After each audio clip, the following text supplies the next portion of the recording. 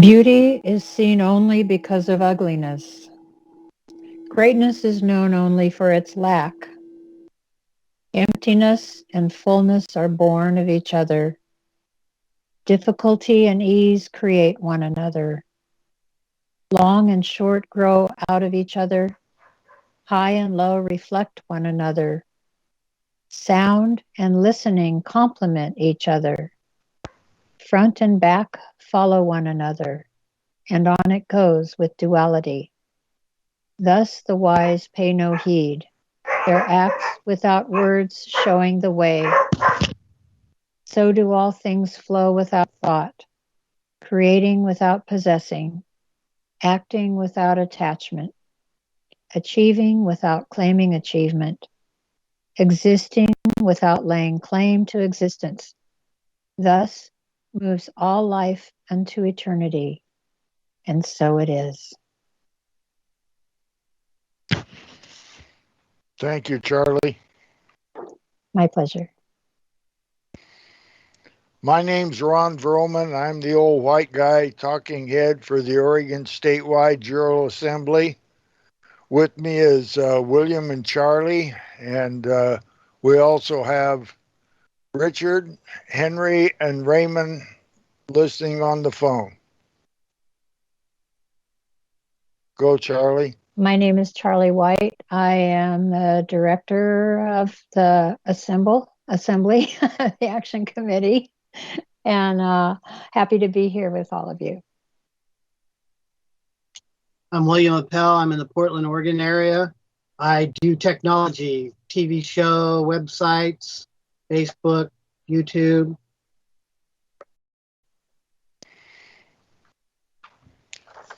This evening,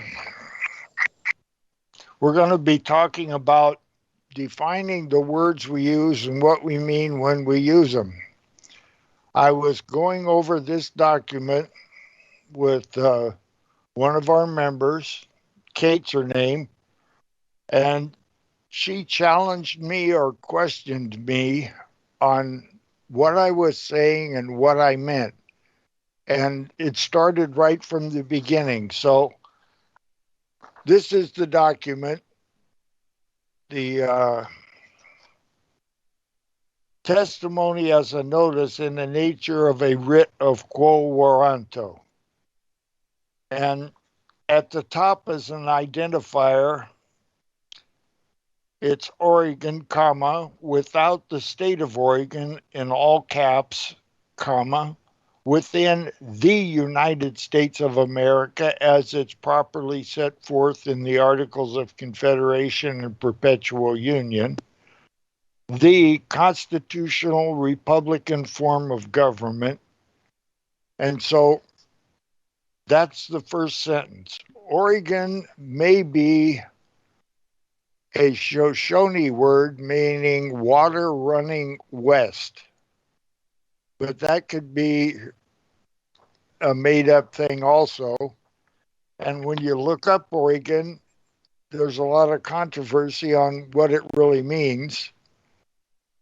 And the next one is without the state of Oregon. The state of Oregon in all capital letters is a fiction made up by the corporate governance in Salem to identify their color of law organization that they're using instead of a constitutional Republican form of government that were guaranteed.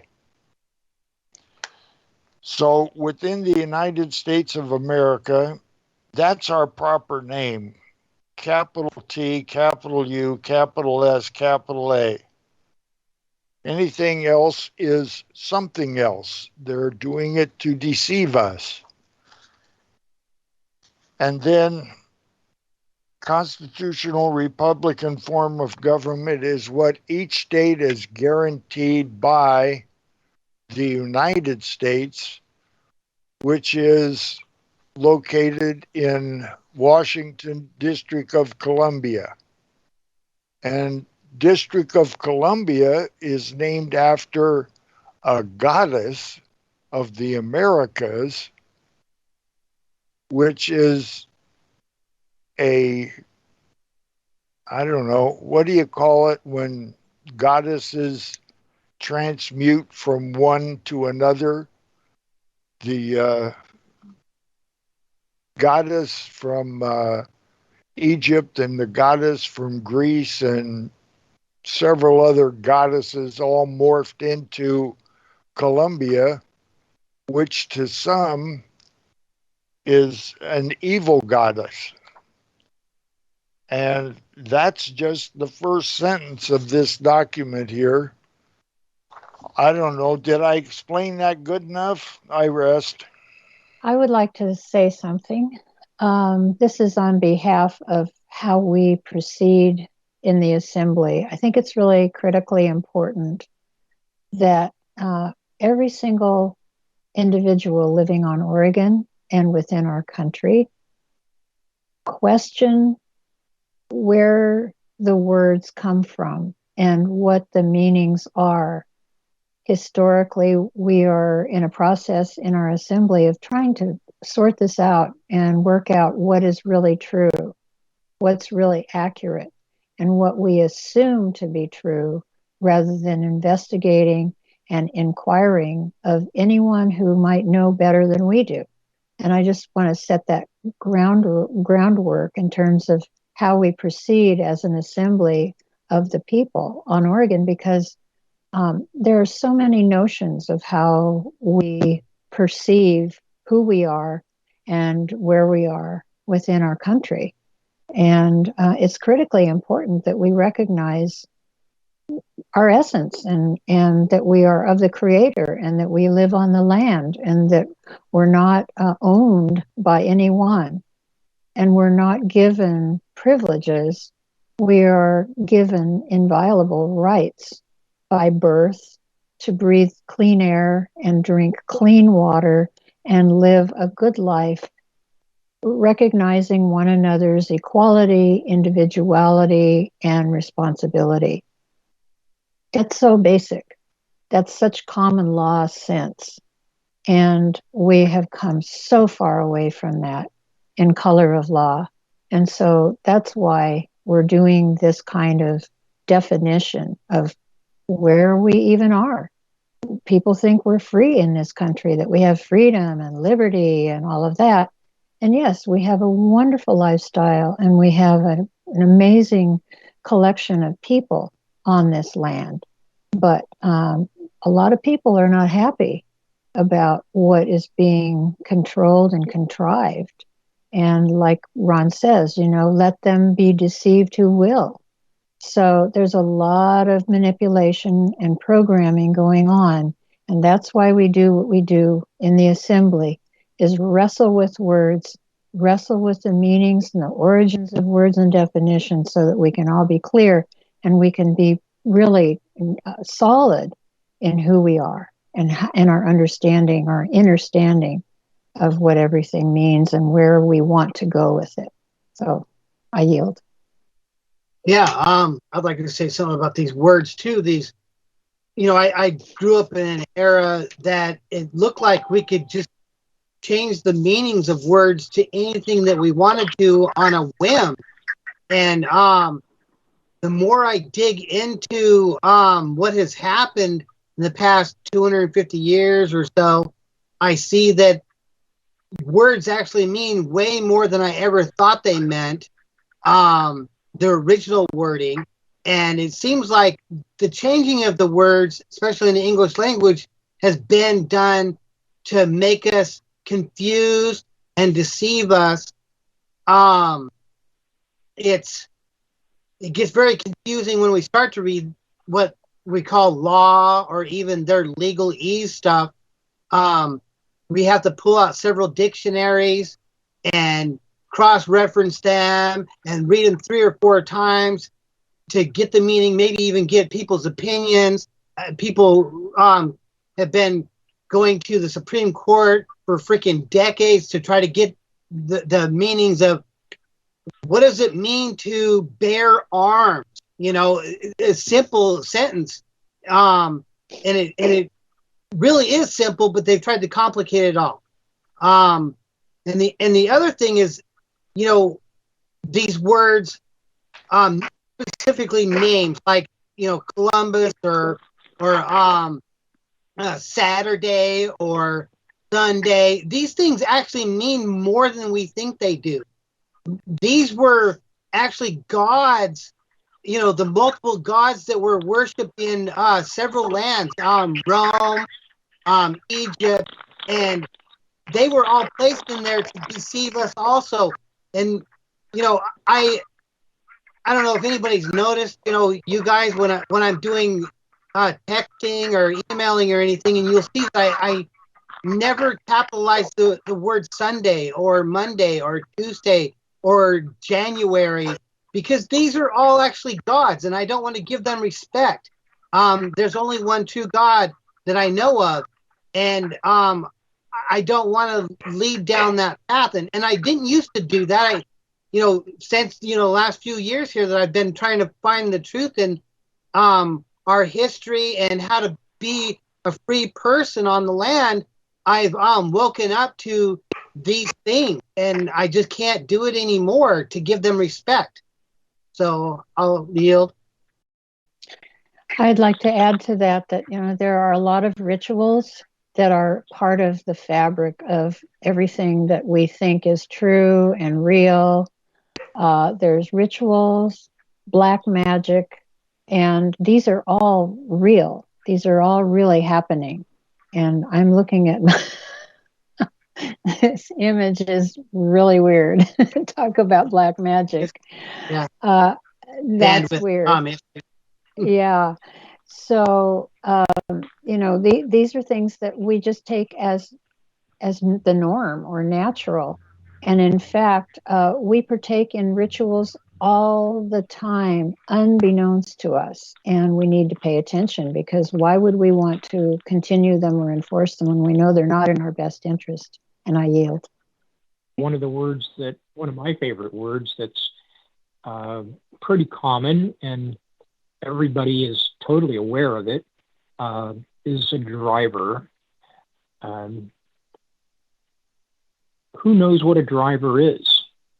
We all know what a driver is. It's someone who gets in their car and they take it to work or they take it to the store, but they actually don't know what it is.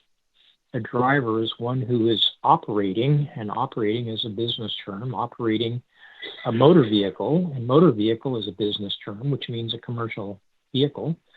So most of us are not drivers. Most of us, when we get in our car to go somewhere, we are not driving, we are traveling. We are the traveling public. And in the statutes, in the Oregon Revised Statutes, the ordinary use of the highway or roadway, in this case, is for vehicular travel, not for driving on, but for vehicular travel. That's what the ordinary word is all about. Okay, I'm going to yield. I remember seeing the definition of driver reference to horse and buggy times, and the person that was whipping the horses in the front was driving the horses of the buggy, right? So there's that reference too. I guess, if you were the carriage driver, you were being paid to transport people from town to town across the Old West, is how I image it, so I guess that would be a commercial activity for sure. I don't know if anybody ever referred to Pop being up there in the front and you sitting in the back with the goods you just got from town as being the driver. He was just Pop up there, right? And he definitely didn't have a permission or a license to drive those horses, right? Because those horses were actually, their buddies on the farm that they fed and take care of. That's right, William. Yeah, it's an idea in terms of how far we've come and how words get used and placed into our vernacular in a way that we just take them for granted. And it's really gotten further and further along to the point where we truly do have color of law. Yes, Ron? The next part of this says, to Joe Cast, Marion County Sheriff of Oregon, the state, the constitutional Republican form of government, or as identified exactly as is legal and is lawful and without color of law. Do you guys think that needs to be deciphered for people, or is that clear to you? It's clear to me. I think there would be a question for a lot of people in terms of what color of law means. These are definitions that we use now because we understand what it means, but most people don't. That's Okay. Let me give a really good example of color of law. The governor put Article 7 amended into the Constitution, which changed everything. That's the judiciary clause of the Constitution. And that changed Oregon from being a constitutional Republican form of government into being the state of Oregon, Inc., a subdivision of the United States. So when I say Joe Cass, Marion County Sheriff, frequently I think these sheriffs and others run for election as, I want to be elected to be sheriff of Marion County. And he gets elected as that. And then he takes his place as the CEO of County of Marion, a subdivision of Oregon, the state of Oregon, a subdivision of the United States, and he's not our sheriff at all. He's the CEO of a corporation. And what he was elected to, he left in the office and doesn't do anything about it. That's why we wrote it specifically that way. That's who it's to. I yield. So it's like pretend law then. It is an appearance of law, but not lawful as in the Constitution, especially if the Constitution's been altered like it was in 1910 here in Oregon, where we cannot find any any county in the state of Oregon or on the state of Oregon that ever voted for the change. And we know it, excuse me, it requires a major majority of people, the people, to actually vote a major change, which is the Constitution. I mean, I've, tried to change law in Oregon here, and it doesn't take as much to change a revised statute as it does to change the Constitution, and rightfully so. It's our law. It's the only law that actually exists. The Oregon revised statutes are actually a color of law. It's supposed to go hand in hand with, but not be exactly it. I mean, because you have a statement in the Constitution that's not thoroughly spelled out. You need maybe you need a little bit more definition to it or something to handle that. But when you go ahead and change it without the people, then there's nothing there. Yes, it's color of law. And they all play pretend and try us and convict us and do all sorts of things to us because they have the play pretend authority to do so. And we're so dumb we let them do it to us. Yeah, exactly. And if there's anybody out there watching the show that thinks we're wrong, you go ahead and play that game. We already have enough evidence to prove that they're pirates pretending to be lawful. Find out. You send us a letter to our court here from jail, and we'll write back.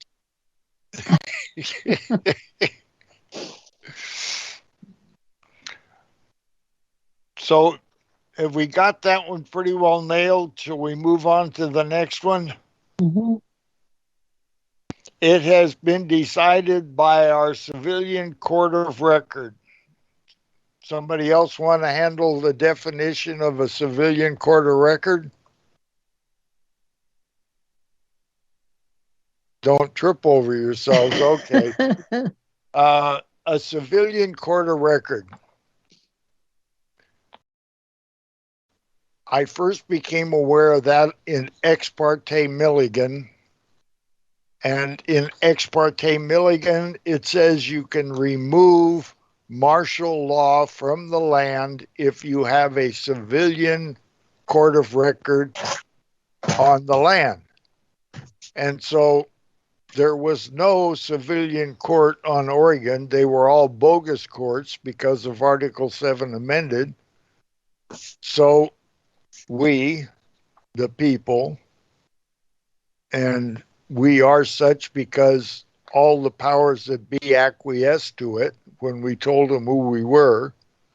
So we found the 5 requirements to make a court, and we did it.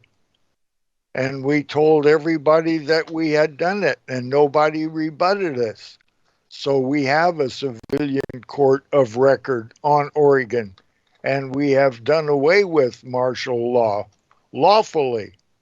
And I don't think any other state has bothered to do it, although we've told several of them that they need to. I yield.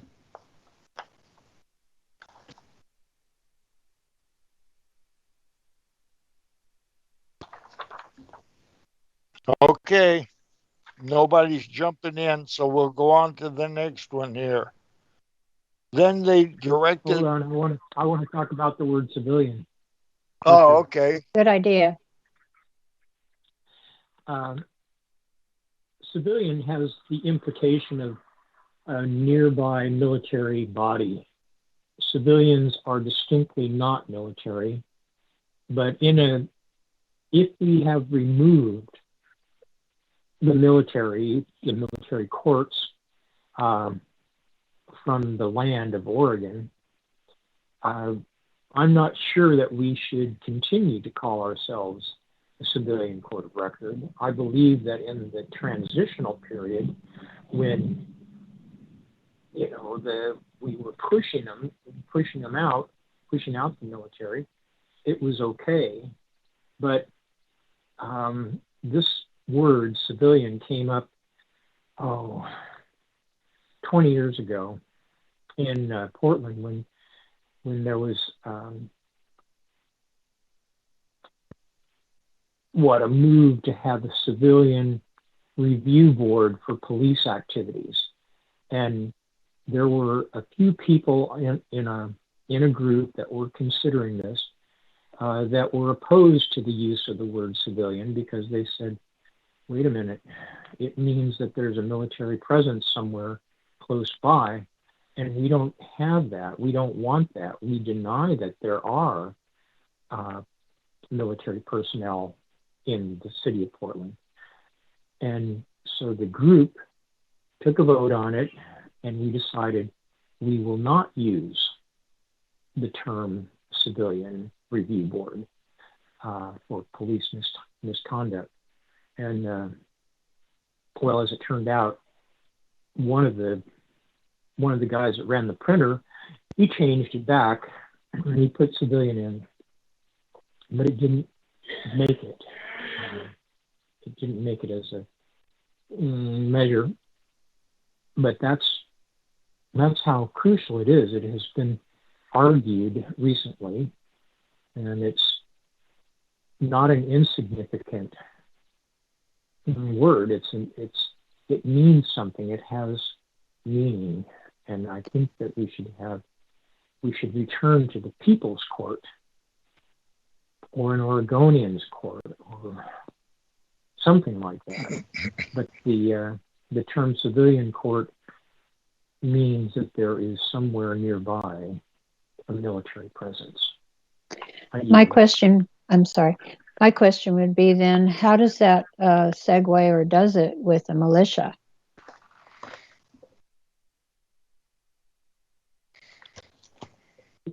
That's the militia is not the military. The militia is all of us. The militia means 1,000. You know, it's the word for a number, and it's all of us. Military is militia. Yes, civilian seems to me that when you call yourself a civilian, that makes you part of a group of people. Where if I am one of the people is different than being one of the civilians. I think I would want to be my individual person, a people, a self-governed, right? Not civilian. Civilian, I don't know. I have a hard time associating myself with that word, civilian thing. Go ahead, Ron. Well, if you'd ever been in the military, you wouldn't have a hard time with that word at all. But I looked it up in Blacks, so let me read Blacks to you. Can you hear me good? Yes, and I Civilian. just want to say one thing back to what we were talking about earlier is that, definitions change. For example, when you make a reference to Black's 6th edition, may be very different from the definitions of Black's 16th or 17th edition. So just wanted to make that. Well, Go don't ahead, we Ron. put on our document that we reserve the right to define our own word somehow? Yes. Absolutely, we Yes. do.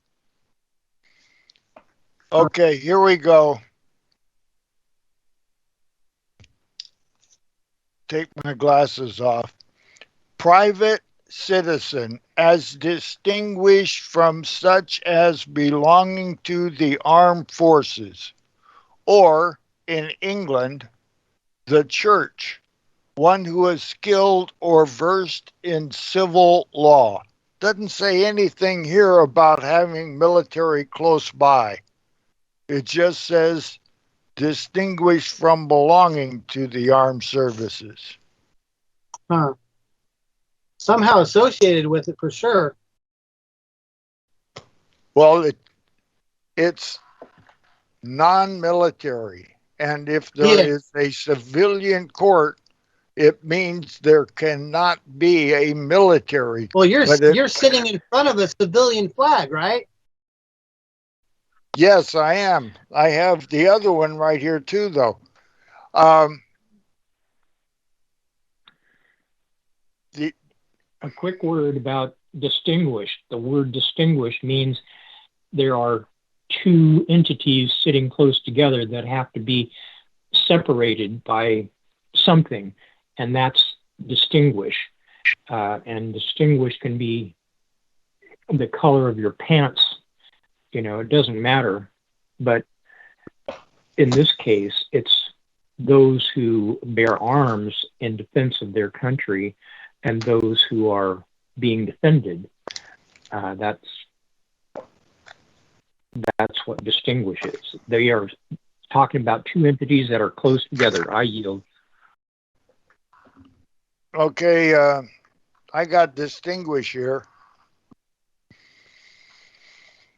Distinguish, to mark off, to distinguish, to mark or set apart as different or separate from others, to perceive or recognize the individuality of, to note as differing from something else by some mark or quality, to classify or divide by any mark or quality which constitute differences, to separate from others by some mark of honor or preference, to make eminent or known, to make a distinction, to find or show the difference, able of being distinguished or recognized, capable of being defined or classified,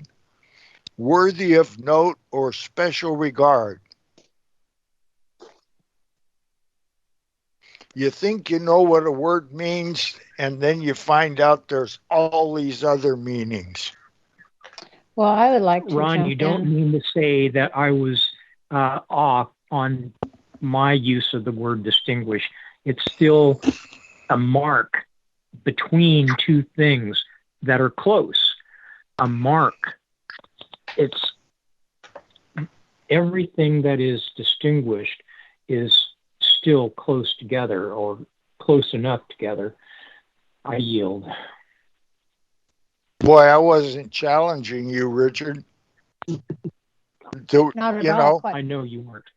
Quite the contrary. distinguished. Yeah, quite the contrary. And I would say that it's interesting given how divided we are as a people, because, we are distinguished by virtue of wearing a mask or not, by virtue of being vaccinated or not. We're being distinguished by color, by religion, by party politics, you name it. And so they keep distinguishing us. We're not distinguished as if we're being honored and held high. We're being divided. And that leads me to this oneness prayer, which is expressed in oneness. It loses its expression. Defined, it loses its definition. In its emptiness, it is the cradle of all existence. In its fullness, it is creator of all things. Ever empty, it surrenders into the mystery. Ever full, it creates into the unknown. Of one source, they differ in name, yet both arise from the one. Oneness beyond one, herein lies the key to all mysteries. And so it is. Well done, Charlie. Boy, you're Well, we know that dividing scenario comes from an old book, right, called The Art of War. Mm-hmm. Yep, divide and conquer. Yeah. There's also the Order Out of Chaos credo, which is very, very much at play. Has been for a long time. That part's in Art of War also. Yeah. Yeah. So did you want to read more, Ron? Yep. Let me see here. Okay. Writ of quo warranto. So originally, a writ of quo warranto was the king saying to all the nobles and such in his land that had holdings and properties, he was saying to them, okay, you say you have all of this territory and you have all of these rights, prove it. Show me where my great grandfather gave you that land in perpetuity. Or did you just borrow it because you liked what was on the other side of the stream and you said it was yours for the next 100 yards and nobody said anything to you, so you think it's yours? Well, I think it's mine, and prove your point. That's quo warranto. The king saying to the nobles and the people that own property, prove that you own that property and it's not mine. And I like one thing that we're saying in this too. In our quo warranto, it is an inquiry from a sovereign without subject or ruler.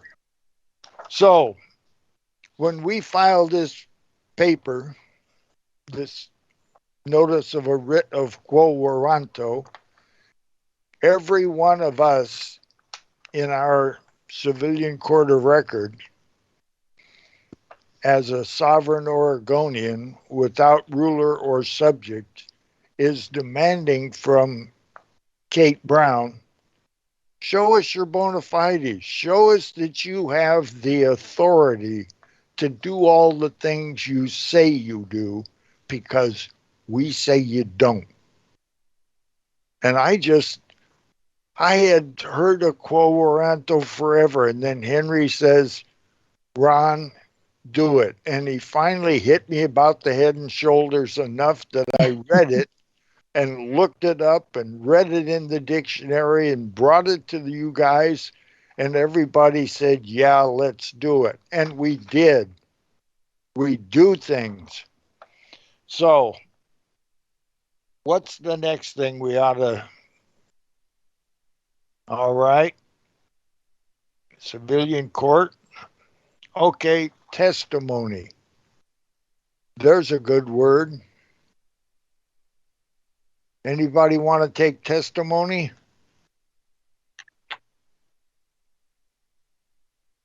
Okay, testimony is what a man or a woman or a child may do. It's when they testify, because color of law persons can't testify. They can be an affiant or do an affidavit, but they can't testify because they don't have the jurisdiction. And only people have the jurisdiction. Persons don't have it. Okay, so can you express that more specifically? There may be some who don't understand the difference between person and people and the jurisdiction thereof. Okay. Body, mind, spirit, flesh, blood, soul. I think that's pretty solid on what you and I are, Charlie.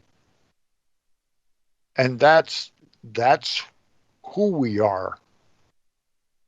That's the entity that we are. Then Henry VIII, I read the other day, is the guy that made it up, that a corporation can be the same as a person, a living one of the people. And so they made corporations persons with all the rights of people. And they're make-believe, a fiction, an incorporated or a corporate entity that has an entirely different jurisdiction than Oregonians, the body, mind, spirit, flesh, blood, and soul. And we are in that jurisdiction of the de jure, the real.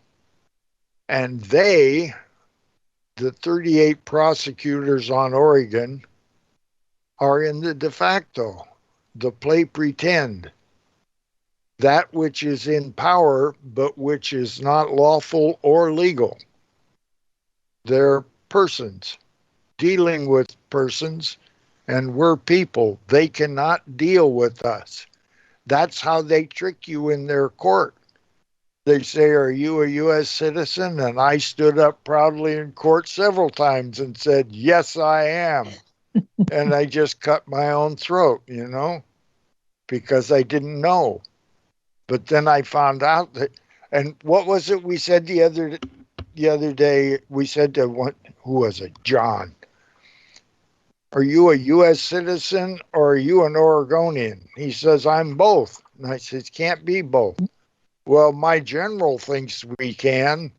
And so, God, he's the general of the Oregon militia, and he thinks he can be a U.S. citizen and an Oregonian at the same time. I'll bet you he knows the difference between a 22 caliber and a 45 caliber. I yield. Yeah, that person thing, they're basically pretending to be something that they're not. It's their persona related to plays where people go out on the stage with a different mask on, pretending to be something that they are not, and then they go behind the stage and grab a different mask and come back out again pretending to be something else. And you can see this play going on in the courtroom every day, where they're pretending to be something they're not. they wear uniforms and dresses and weird things and in these things. Years ago, they would put wigs on and stuff, pretending to be something that they're not, or pretending that they're better than everybody else, or whatever it is. It all is a show for us. I mean, we see it all day on TV too. They're doing it, on the nightly news. A lot of people think that's real, but they're putting on a persona to pretend to the people that all is well or all is not well, depending on their task. Well, if you think of the word uniform, it says a lot. Yes.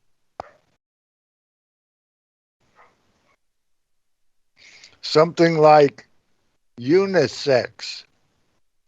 Do you remember when that came out? They came out with unisex clothing that a man or a woman could wear, and it didn't make any difference. And I thought, no, that's wrong. But lots of people went for it. They're still going. Yep. Still out there today, for sure. Yep. And it's part of their plan, for sure, to make us all non-sexual at all. And of course, it doesn't work that way. I mean, you can go out to the forest and see that it doesn't work out there with the animals. So how could it ever work with us and continue on the human race? Well, here it is again when we refer to our Creator, and what was created was the man and the woman, the female and the male. And that is inviolate. That is how we are born. There are exceptions, but they're very few. But we have contrived things. We've actually done color of human race. And, if you talk about color of law, we've contorted and contrived the human laws of sexuality and all of that. So it's not out of keeping in terms of altering. We've been altered. Yeah, for sure.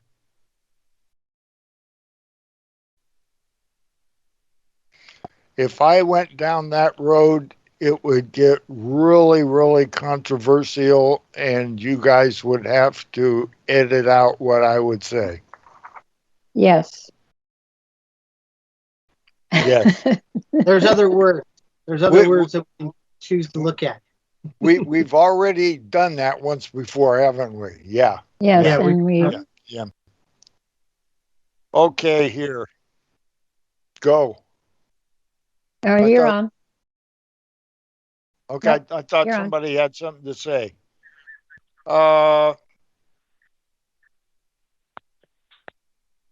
Yep.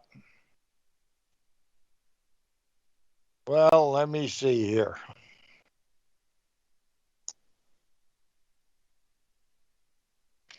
Okay, the state of Oregon, a defunct incorporation acting in color of law since November 8th, 1910. Does anybody want to take on that defunct incorporation thing? Henry ought to take that one on. He knows the date and everything on all of that. When corporations... Henry, would you unmute and address that with us? Yes, you are. We hear you. Well, corporations disappeared. Corporations went out of business in the year 2012. Actually, it was 2009. There we go. There were 3 years of due process, and there were no more corporations after 2012.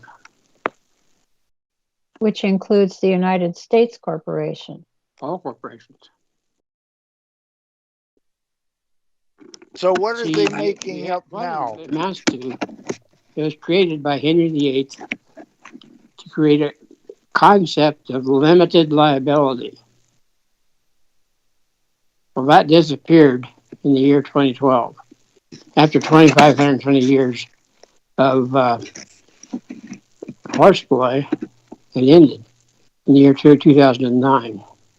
That was the end of the Gentiles. The age of the Gentiles was 2,520 years. That ended in 2009. 3 years of due process. First year of notice, second year of adjudication, third year of return. In 2012, it was all over with. There is no more corporations. And there's no such thing as limited liability.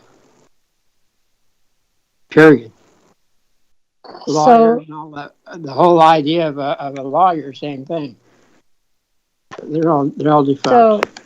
So if that's true, which we believe it is, and they're all acting as if, at what point can there be some kind of determination or some kind of shift in our perception versus reality? How do we inform and act accordingly?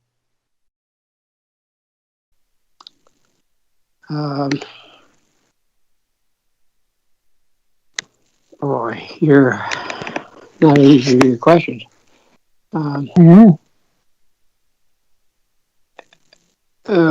With me, I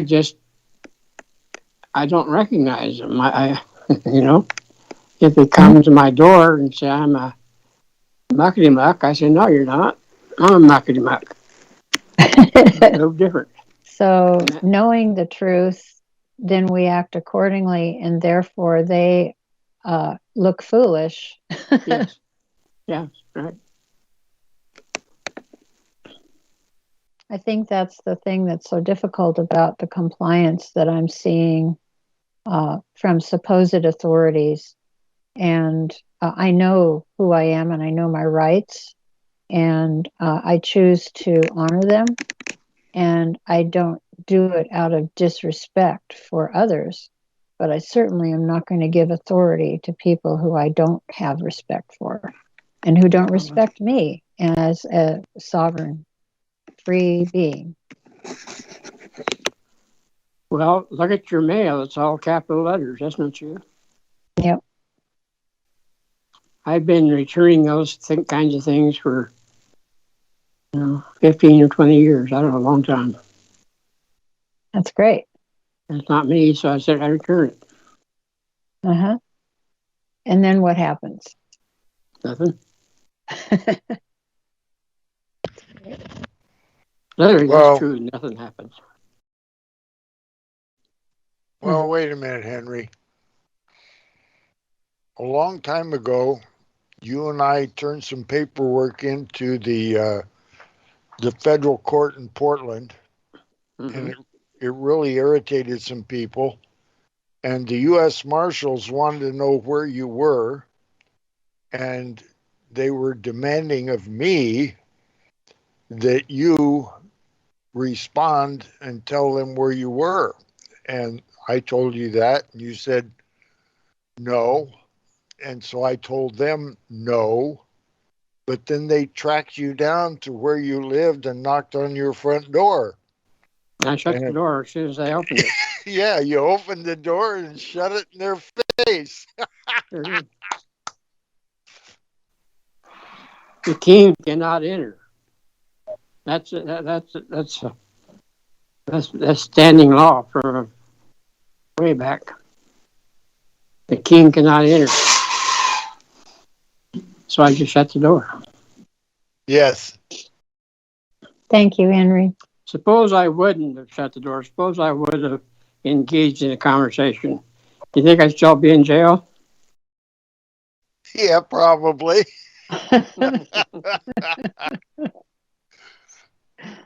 Yeah. They put me in jail several times since then. I'm not smart enough to say those things to them, I guess. Let's see. What's another word? Oh, assembly and society. Anybody want to take that? Assembly is an organization or grouping of people on the land who have assembled, have joined together to make decisions and make progress in their daily affairs. whereas societies tend to work in secret. We are open to the public. Societies are private and sequestered. That's my take on it. People assemble and persons have societies.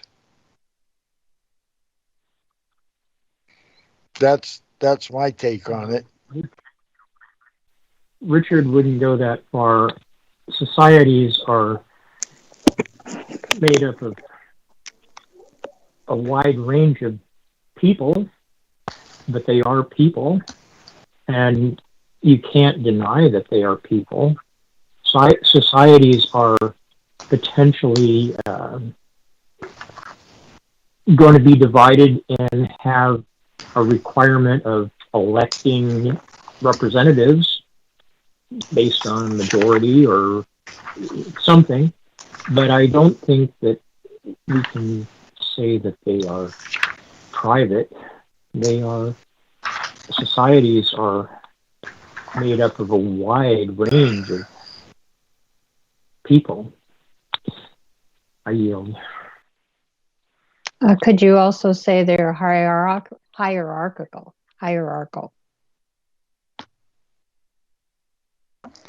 Okay. A society is an association or company of persons, generally unincorporated, united together by mutual consent in order to deliberate, determine, and act jointly for some common purpose. Persons. Doesn't say anything about What's people. your source, Ron? Black's Law 6. Okay. And assembly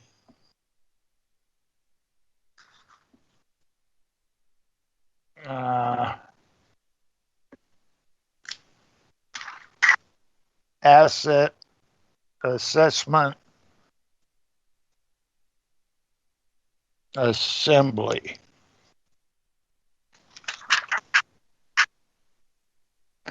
Assembly.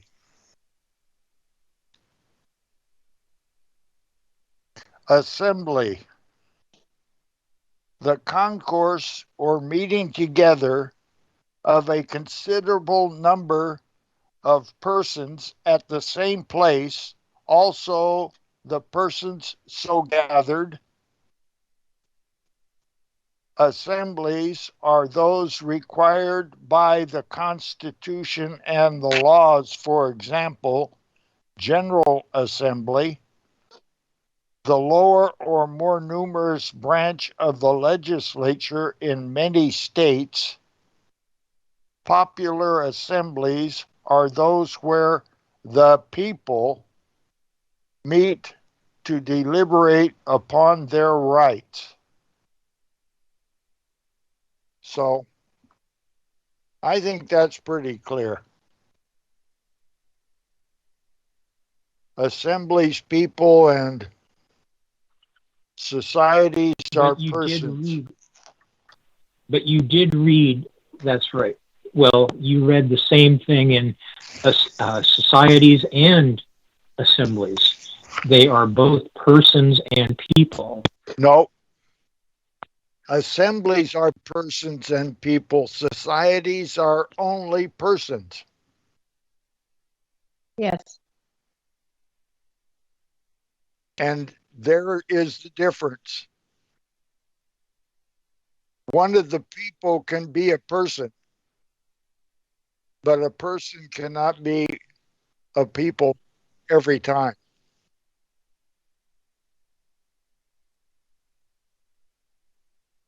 All right. A people is a man or a woman.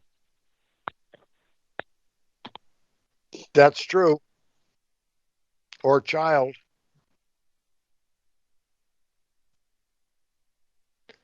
So we had enough. I think we have. We should probably end it with this assembly thing, calling out for people to come assemble with us You can join us on orsja.org.